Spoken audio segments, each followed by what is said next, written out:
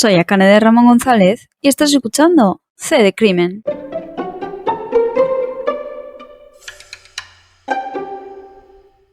En el episodio de hoy vamos a hablar de Josué Monge García. Josué desapareció el 10 de abril del 2006, cuando tan solo tenía 13 años. Josué era un joven al que no le iban muy bien los estudios. Estaba en la ESO y había suspendido 8 asignaturas de 10. Aún así era un joven bastante amable, humilde. Cuenta su madre que era feliz, que tenía ganas de vivir y que siempre le ayudaba en casa. Toda la familia vivía en 2 hermanas en Sevilla, Antonio, el padre, y María Isabel, la madre. Ese día Josué había pedido ir a casa de un amigo a dormir, a pasar la noche y parte de la tarde también.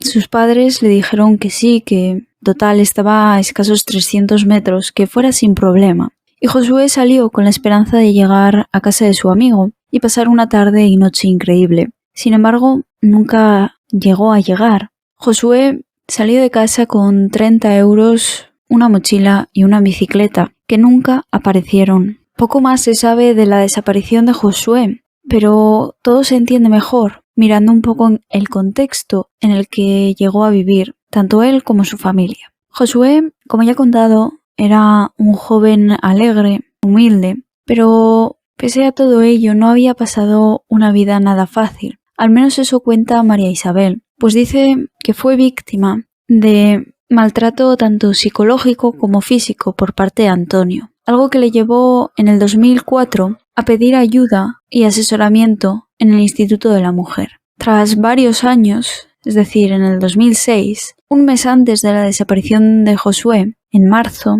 María Isabel se valió de la fuerza para pedir el divorcio a Antonio. Ella cree que ese punto fue un punto de inflexión que llevó a Antonio a cometer lo que más tarde cometería. Pues 13 días después de la desaparición de Josué, es decir, el 23 de abril del 2006, Antonio cogió la furgoneta blanca del trabajo para ir a buscar a su hijo, pero nunca llegó a regresar. También desapareció. Existen varias teorías sobre el caso de Josué, varias que apuntan a Antonio, un padre que se supone que salió en búsqueda de su hijo, pero que nunca llegó a regresar a casa. Además de la solicitud de divorcio realizada por parte de María Isabel, existen otras cosas que pueden llevar a pensar que realmente sí que fue Antonio el causante de la desaparición de Josué. Pues pese a no haber aparecido la furgoneta, ni multas asociadas a la furgoneta, ni tan siquiera algún movimiento bancario donde Antonio haya extraído dinero o haya comprado algo con la tarjeta bancaria, hay varias actitudes y acciones que hacen sospechar de él. La primera que sospecha es su mujer. A día de hoy sigue poniéndolo en el punto de mira de la desaparición de su hijo. Cree que él y solo él es el culpable, ya no solo de la desaparición, sino del asesinato. María Isabel, madre de Josué, cree al 99%, porque la esperanza nunca debe perderse, que Antonio asesinó a su hijo. No hay nada certero, como ya he dicho, pues poco se sabe de la desaparición o posible muerte, asesinato mejor, de Josué. Pero las acciones parecen hablar por sí solas. Antonio, por ejemplo, cuando se informa de la posible desaparición de Josué, no sale en su búsqueda, pues en vez de buscarle desesperadamente, al comprobar que ni siquiera ha pasado la noche donde decía haberla pasado, ni siquiera haber aparecido a las 10:30 del día siguiente donde había quedado con su madre, ni llamarle y que el teléfono diera señal, no va a buscarle, se queda a dormir porque tiene que madrugar y trabajar mucho. Algo que obviamente chirría a la propia María Isabel y creo que a cualquier oyente que esté escuchando esto ahora. ¿Cómo un padre puede quedarse a dormir tras enterarse de que su hijo probablemente haya desaparecido? Parece algo, no sé, insólito de pensar. Además, no es lo único que puede descuadrar a las personas, pues esa misma mañana que se queda a dormir, Antonio empieza a decir que se va a suicidar, que va a acabar con su vida porque lo que quiere es reunirse con su hijo, con Josué, algo sorprendente, pues nadie le daba por muerto todavía. ¿Por qué iba a suicidarse con una persona que, de momento, solo había desaparecido? Y ni siquiera eso, pues tampoco había pasado el tiempo suficiente como para decir, vale, efectivamente, esta persona ha desaparecido. No, él ya le daba por muerto y decidía suicidarse para reunirse con él, algo que llamaba mucho la atención. Es por eso que también, posteriormente, se investigó la zona de alrededor, por si lo que hubiera realizado Antonio sería un primero asesinato a Josué y posterior suicidio, tirándose con la furgoneta a algún río o pantano o lago cercano. Por eso se sobrevoló toda la zona de pantanos, ríos, incluso también de montaña, por si encontraran una furgoneta blanca tirada en algún lugar que podría indicar que alguien ha decidido tirarse con la furgoneta para acabar su vida. Sin embargo, no se llegó a encontrar nada. Además de esta teoría, que sería asesinato y posterior suicidio de Antonio, también se baraja otra, también teniendo de protagonista a Antonio. Y es que la madre dice que su hijo más pequeño, Josué tenía 2 hermanos, pues el hijo más pequeño le llegó a contar a María Isabel que su padre le había dicho que esa tarde se tenían que reunir, que iban a ir a un lugar, pero el pequeño dijo que no quería. Sin embargo, Josué habría dicho que sí. Esto se confirma con la declaración que da el amigo al que iba a ir a visitar a Josué. Pues este amigo dice que esa noche se supone que iba a llegar tarde Josué porque primero había quedado con su padre para trabajar en un asunto. Por lo tanto, tampoco se preocupó que no llegara porque, había quedado con su padre, quizá el trabajo se había alargado y finalmente pues había decidido quedarse en casa, ¿no? Entonces, esa hipótesis llevaría a pensar que Antonio realmente sí se llevó a Josué, pero en vez de acabar con su vida, que podría ser una de las primeras hipótesis, sería que se refugiaron en algún otro país fuera de España con alguna asociación o iglesia o comunidad evangelista, ya que ellos eran muy muy creyentes. Es por eso que también se buscaron en sectas por si, por lo que sea, Antonio se hubiera visto captado por alguna de ellas y hubiera llevado o también intentado llevar a todos sus hijos y lo hubiera conseguido con Josué.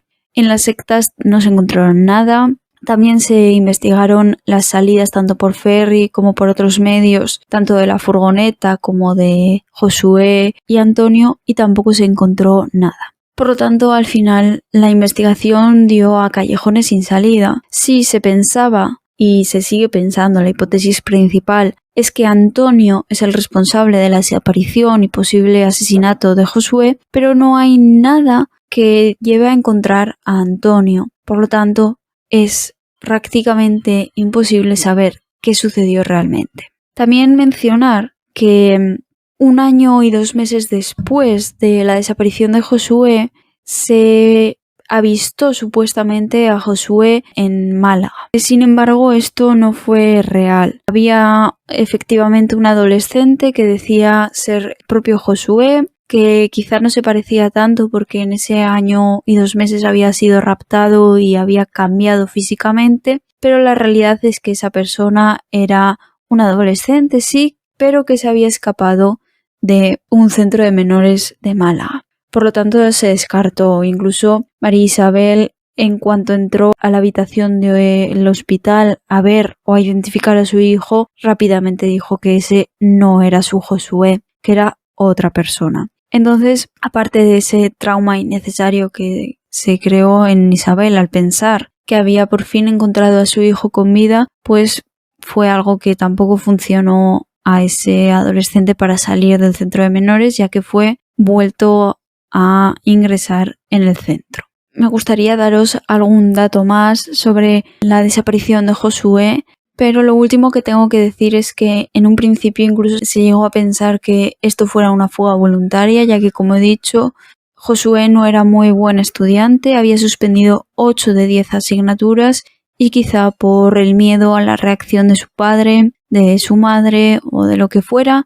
podría haberse fugado voluntariamente. Sin embargo, no fue real. Antonio fue puesto, y creo que sigue estando puesto, en busca y captura, sin embargo no se sabe nada de él.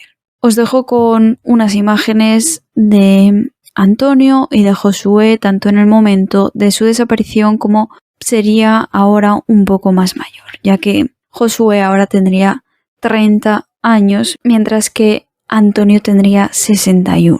No se sabe la localización de ninguno de ellos, lo que sí se sabe es que Antonio podría ser un buen sospechoso y es el primer y principal sospechoso de la policía, pues también se sabe que durante 5 horas del día de la desaparición de Josué, Antonio también desapareció, no se sabe dónde estuvo. Él afirmó que había estado en la iglesia buscando una tienda de campaña, que llegó con la ropa cambiada, es decir, una ropa distinta con la que salió porque se había ensuciado buscando la tienda de campaña, pero posteriormente esto se ha desmentido. Por lo tanto, tampoco se sabe dónde estuvo esa noche, o sea, tarde, mejor dicho, Antonio, por lo que da todavía más peso a la posibilidad de que Antonio tuviera algo que ver con la desaparición de Josué.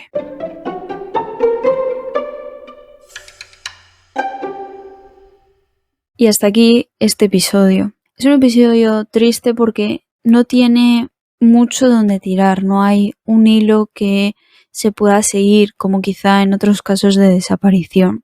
A ver, realmente sí que hay, ¿no? Pero tampoco tenemos a esa persona localizada como para poder tirar de ese hilo. Tampoco se sabe si esta persona sigue viva o realmente se llegó a suicidar y no ha sido encontrado. Es triste también pensar en el sufrimiento que pasó la madre durante todos esos años siendo maltratada tanto psicológica como físicamente, y posteriormente también perder a un hijo supuestamente a manos de su en aquel entonces marido y padre de sus hijos también tiene que dejar mucha mella psicológica. Al igual que debe dejarla el hecho de pensar 1 año y 2 meses después de la desaparición de tu hijo que está con vida, que te está esperando en una cama en el hospital, y llegar y ver que ni siquiera se parece a tu hijo. Debe haber sido duro y no me quiero imaginar los pensamientos que le pasan por la cabeza a esa mujer.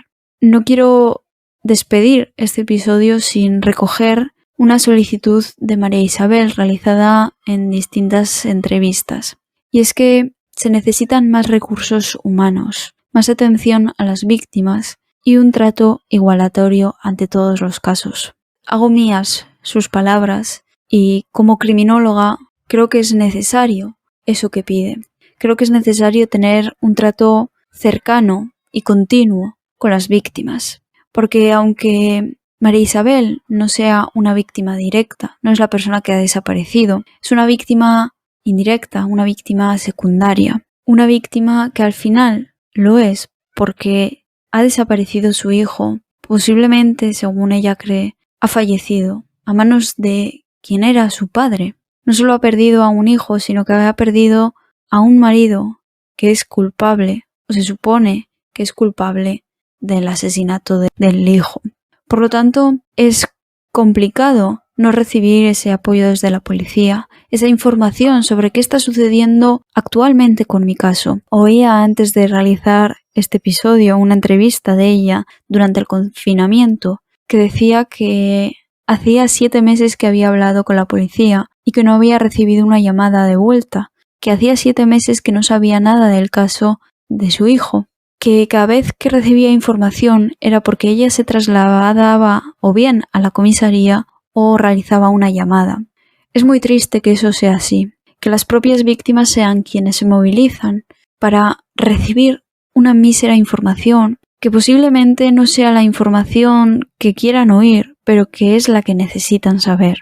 Entonces, vuelvo a hacer mías sus palabras y pido más recursos humanos, más atención a las víctimas y sobre todo, y muy importante, un trato igualatorio para todos los casos de desaparición, de asesinato, de cualquier tipo de delito.